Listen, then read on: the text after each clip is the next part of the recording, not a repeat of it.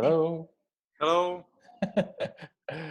And hello to all the roasters who've joined us for this discussion. My name is Suzie and I work in communications for Nordic Approach and Tropiq. This time last year, I was very busy organizing our spring cupping. So for those of you who haven't come to one of these events, we run them twice a year. They're very big events. We cup around 200 coffees. We always have a discussion about the origin and what's happening in the current harvest. Obviously with COVID-19, all the restrictions and social distancing, we can't run that event this month. So we're looking at different ways to communicate with you and share our cupping experiences. If you haven't already, please check out our virtual cuppings on our YouTube channel and subscribe if you would like to receive more of those.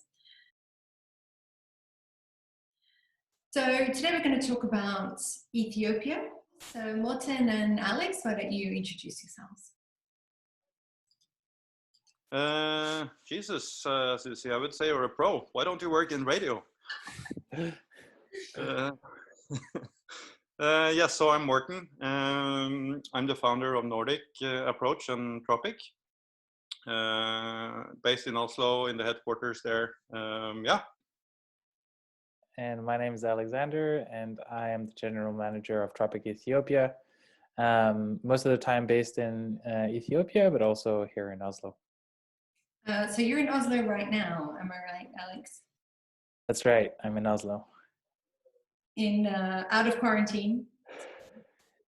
I've been out of quarantine for a couple of weeks, but I've been here for 4 or 5 weeks already.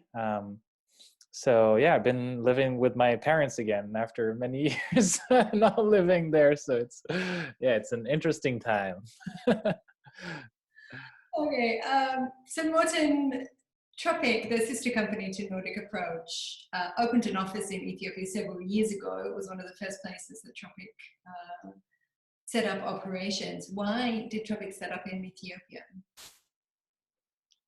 Good question, and I think there's several reasons to that. I mean, if we go back a bit, I mean, I used to buy coffee even before I started Nordic back in 2011. I used to buy coffee in Ethiopia for another company called Solberg & Hansen.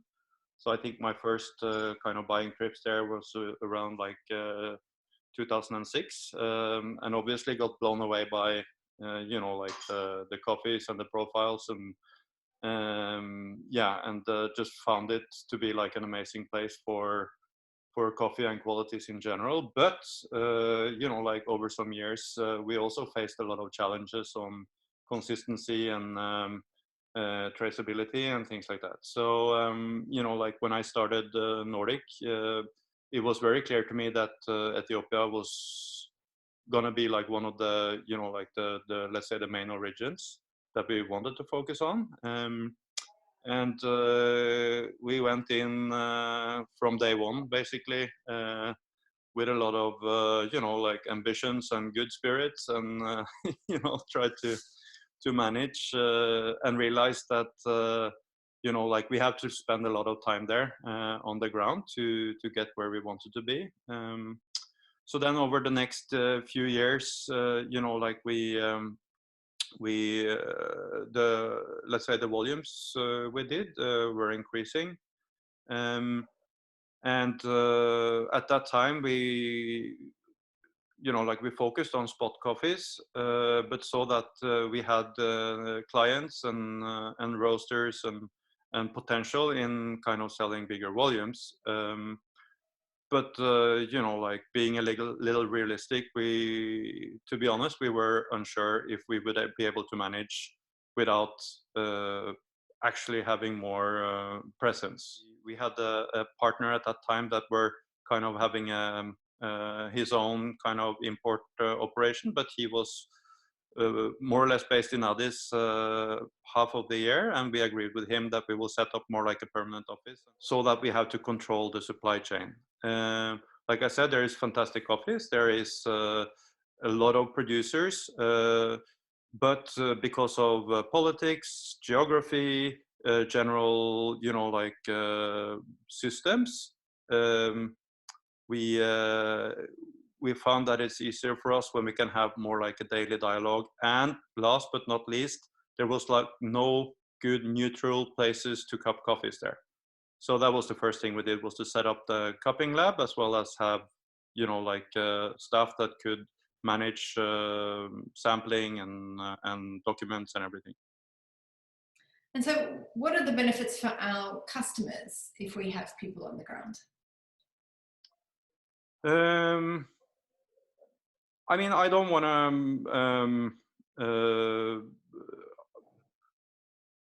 to say that people there can't manage, I mean, their job. And there is a lot of amazing people in Ethiopia. There's a lot of skilled, you know, like quality people, producers and exporters.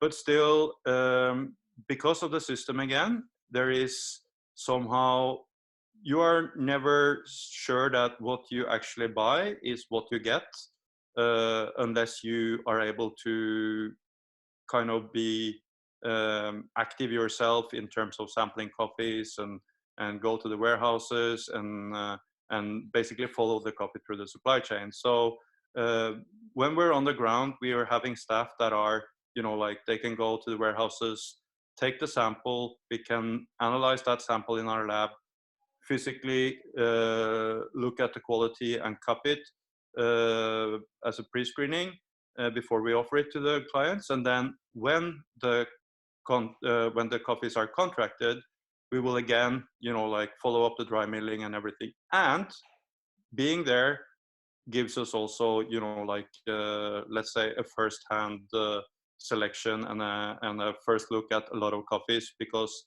there is a lot of competition there as well among importers and roasters. So, Alex, this has been a crazy year for Ethiopia, even before COVID-19 hit. At the beginning of the season, we were seeing really high cherry prices. What was the reason for that? Yeah, definitely, it's been crazy before COVID-19. Just moving down there was also quite a big change for me, obviously. But this year we saw a big change in rains and a big change in temperatures in Ethiopia. So we definitely felt climate change. Already, you know, early in October, usually you would have early harvest already in Ethiopia. And this year, the rains lasted 6 to 8 weeks longer than what they usually do. So still in October, when we were traveling south, we were still seeing a lot of green cherries on the trees, very unripe, tons of volume on the tree, but basically so unripe that most people didn't really believe that most of the tree would ripen. And so the minute certain regions in Ethiopia, like Nansebo or like certain places in Guji, when they started ripening, then basically the farmer could decide what they wanted to sell their cherry for. And because most exporters anticipated that the volumes were going to be very low this year, then, you know, it was really a race to buy any cherry available on the market at any kind of delivery or centralized delivery place or any station. And so farmers could basically decide more or less what prices, and or certain buyers of cherry could also decide what prices to pay for the cherry, and that drove the price very, very high. So last year we were seeing maybe 15 bir per kilo of red cherry in Guji. And in the beginning it was even lower, it was like 14, 13. And this year it started at around 26 bir per kilo of cherry, and it went all the way up to, the most I've heard recently is 32 bir per kilo of cherry. So a full $1 per kilo of red cherry. And it's, you know, it's Ethiopia, so the cherry is not 100% sorted either. So you're basically buying for $1 a kilo of cherry, and then you're losing a certain percentage of that kilo. And then something else that has seriously impacted prices is the new government minimum price directive. Tell us about that. So after seeing that, you know, cherry prices were very high, then suppliers have put their prices a little bit higher. They've made up for the high cherry price. And then a second thing that suppliers are looking at is obviously minimum price at the ECX. So you look at the ECX, at the market, what's the overall market trading at, and then you also put your price in more or less the same level. Obviously looking at your cost and obviously looking at the margin that you can take and what is actually sustainable both for you and for the customer. But very often, like very large suppliers, very large producers, they might sell some of their grade 2s, grade 3s, maybe even grade 4 or 5 at a loss just to get the volume and get the customers. And basically, because we've seen this year that the Ethiopian government, they don't have any dollars and they haven't had any even local currency in the country, then in order to bring more cash into the country, they put this directive in 2 months ago. So we went from having pre-negotiated prices, pre-negotiated contracts, to basically scrapping everything and then looking at whatever the government would change the minimum export price for.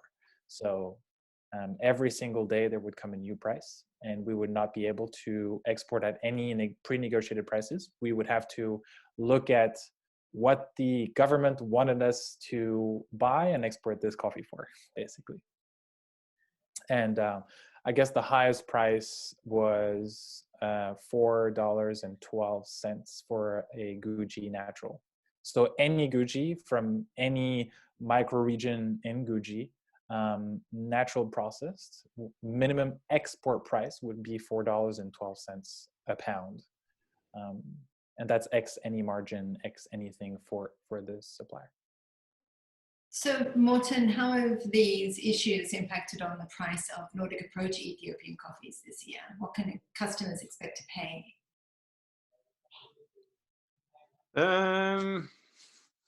I mean, it's on a general level, you can say the average is higher, but it's not like for spot, it is still not a huge difference. I think like most of our coffees now, spot in Europe is between $11 and $12 per kilo. And we had a lot of coffees last year as well that were on that level. But the difference is that we are not really having the same amount of coffees from, let's say, 950 to 1050. We had like some of those last year that are that we don't see this year. But I would also say, I'm not saying it was a bad year last year, but I would say on generally and on an average, the coffees are also performing better this year. We've seen a lot of really, really nice, very characteristic, very, like flavor driven and what we call tight coffees. They're good now, and I'm pretty sure they will be even better, in a few months. And we also think that the average quality, looking at the physicals, looking at humidity and water activity, have been better this year. And also thanks to Alex, I mean, he have been doing a really good job on pre-screening and quality control as well. So prices are slightly higher, but they're not crazy high compared to a normal year, and the coffees are really good. So I definitely want to dig into the coffees shortly, but before we get on to that, Alex, can you give us an update of what's happening on the ground in Ethiopia with COVID-19 restrictions in place? So government has just announced that they will be under emergency state for the next 5 months. Actually, it's already been more or less 1 month where they've had some restrictions where anybody flying inbound, they have to be put in quarantine for 2 weeks, but it's forced quarantine, so you can't really go home. You have to be set either in a small school room with 10 other people that might have corona, or in a hotel room. But besides that, for coffee business, containers are still moving. I guess the only difficulty right now is actually getting the container, or actually having truck drivers driving from Addis to Djibouti, because there's more and more people that don't want to take that drive, because you're putting yourself in the risk, but also you're crossing a border, and crossing a border these days is not really what people want to do, because then you might get stuck on the other side. So with the restrictions right now, even though we are able to move most of the coffees, we're just seeing kind of lack of containers and lack of drivers, lack of trucks, and just on an overall level, just there's still coffee on the market, and we're still seeing a lot of suppliers trying to sell their coffee but not being able to. And obviously we want to commit to our position, but just we can't take any more on. So yeah. So let's talk about the coffees that we're expecting this year, and the coffees we've been working with in the last few years. We've seen some new areas emerging with really great coffees and new profiles. Where do you see the greatest potential in Ethiopia right now? Yeah, so classically Ethiopia, it's been Yirgacheffe, it's been Guji, it's been all these zones and regions that are very well known. And it's partly due to the ECX that would sell the coffee as a regional coffee and not really as a specific microregion, specific municipality. As to in the past 2-3 years, we're seeing more and more kind of municipality level coffees coming on the market, and very traceable to the station and even to the farmer. And that has incentivized most of the suppliers and most of the, I guess, exporters and producers to find new areas and to expand the classical coffee belt, basically. So instead of just looking at at going south, they're basically trying to go a little bit more west and a little bit more east. And so what I think has been very exciting the past years is finding smaller micro regions or municipalities within Guji, for example. So Uraga is the one that has developed quite a lot the past 2-3 years. It was unknown before. It ended up in a Guji blend, and now we can separate that out and find extremely characteristic and intense coffees from there. The same with Hambela Wamena, or Hambela area, is also a relatively new area in Guji that has very, very characteristic coffees. And I think that's why I think it's great that Nordic Approach is buying some of those coffees. And then within Yirgacheffe, before you only knew about Yirgacheffe as a region, but even within Yirgacheffe you have Gedeb, which is a small area, and within Gedeb zone, you can find Worka, for example, which is a small village. But around that, there's a few stations that are producing fantastic coffees. And lastly, West Arsi, bordering Sidamo towards the north, very close to Bale Mountain National Park. This is also an area that I've fallen in love with because their coffees are very high altitude, 2,600 meters at the most. But it's where you can find truly unique Ethiopian coffees. So Morten, which are the regions that Nordic Approach is focused on in this year and in recent years? I mean, it's very much kind of related to what Alex is actually talking about now.